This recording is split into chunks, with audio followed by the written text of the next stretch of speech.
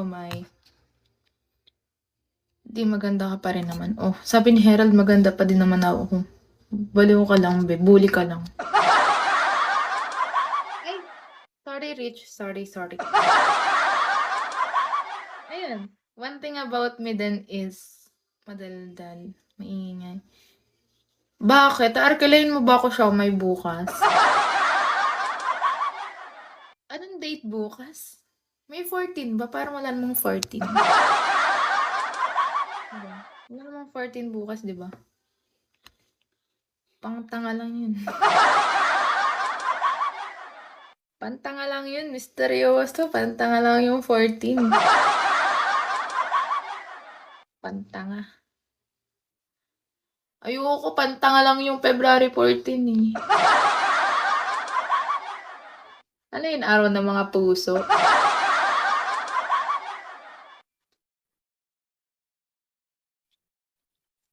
Totoo, misteryoso. Kahit pa. Minsan tanga ka din naman.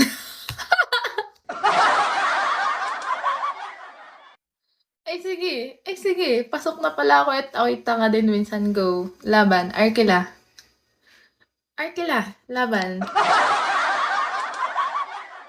Hayop ka, showman. Bukas na bagay yung... Ano yan? Anong day? Hindi ko alam ang isa-celebrate bukas. Bukas na bagay yung blank day. Ano yung blank? Hi, I want to be with you. Yung admin kong isa, hindi na nag-join sa akin si Cage, ha? Namimiss ko na din yung aking admin na yun.